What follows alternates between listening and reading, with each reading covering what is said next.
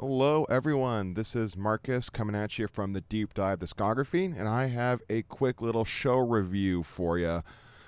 I had the honor and the privilege to take photos at the Creeping Death 200 Stab Wounds Spirit World Tribal Gaze show in Toronto. Unfortunately, Plague Years had to drop the bill. I'm actually not sure what the circumstance behind that was, but unfortunately, they were not able to make it, so we just had these four bands on. And, I'm going to be real with you guys. This one was not for me, honestly. I didn't really enjoy myself that much. The general vibe I got was the crowd was especially excited to see 200 Stab Wounds. I think they are definitely the most, relevant and up and coming band on this bill. And I feel like the fanfare wasn't totally there for the other bands. The first band to go on was Tribal Gaze, and Tribal Gaze is kind of like just cavernous ass, old school, gritty death metal.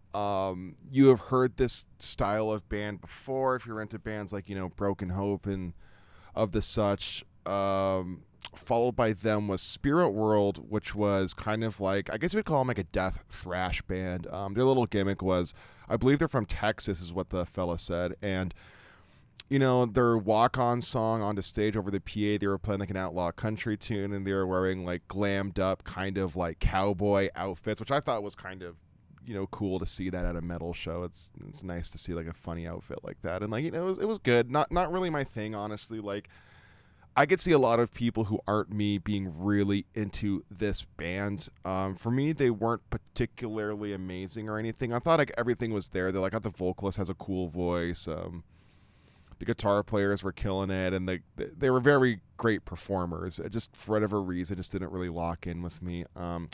200 Stab Wounds is the band, admittedly so, that I was also most excited for, along with what I feel like the rest of the crowd was feeling. And yeah, like 200 Stab Wounds plays amazingly. I think they're easily one of the best bands of this kind of old school death metal revival. I think their songwriting is just fantastic in that particular style. I think their aesthetic is there. I think they reference all of the right stuff.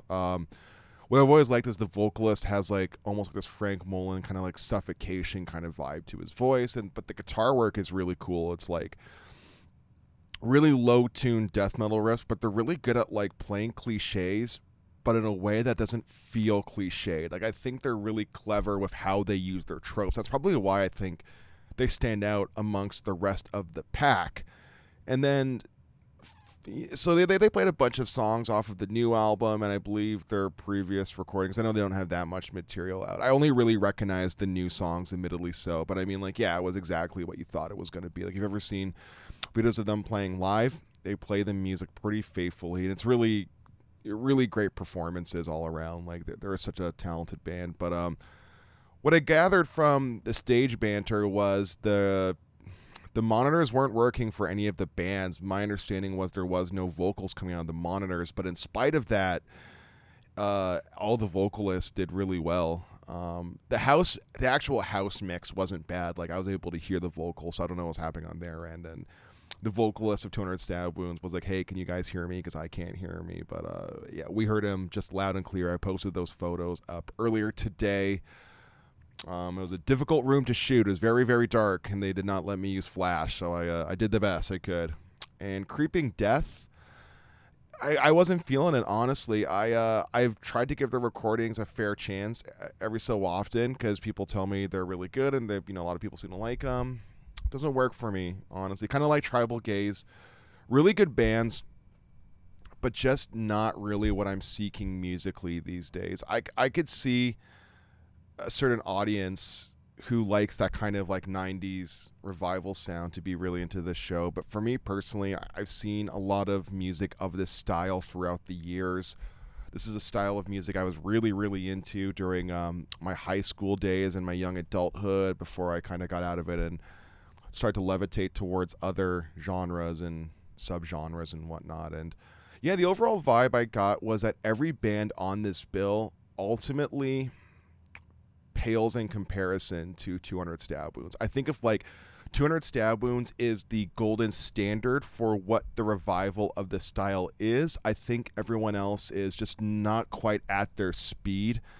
And I think it just honestly boils down to the hooks. I think the reason why I like 200 Stab Wounds and not other, old school throwback bands, with like a couple exceptions. Obviously I like Gate Creeper quite a bit, for example, but like Gate Creeper, 200 Stab Wounds is really good at just taking those tropes and again making really catchy hooks. I think every single 200 Stab Wounds song has a memorable riff. It has a memorable breakdown. It has a really just good writing, and the songs are always short enough, and I find other bands don't really get that message. And that's kind of what I gathered from like watching these other bands, as well as they all played. Like, no one really had the hooks to kind of draw me in, even though their reference points are probably pretty similar, I would wager a guess.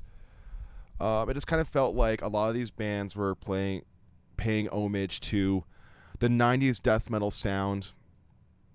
I know there's a huge audience for that, but I think if you're going to do that, I kind of want a little bit more, and the hooks have to be there, or else I just kind of tune out. Honestly, guys, this one just wasn't for me. Like, no shade on the bands. Everyone on here is trying very hard. They're all smaller bands, especially that some of these guys came out from Texas. So if this is your style of music, I highly advise you listen to all these bands, stream their music, look at their merch, try to give them a record sale if you guys are into this stuff. It may not be for me, but I know a lot of people in our audience would definitely connect to this music. So if you are into cavernous ass 90s style throwback death metal, this tour is pretty much a no-brainer, and I promise you, no matter what I say about these bands, like, if you're going, and like, you're sold on it. So that's been a deep dive show review, and your boy Marcus is out of here. Have a good weekend, y'all.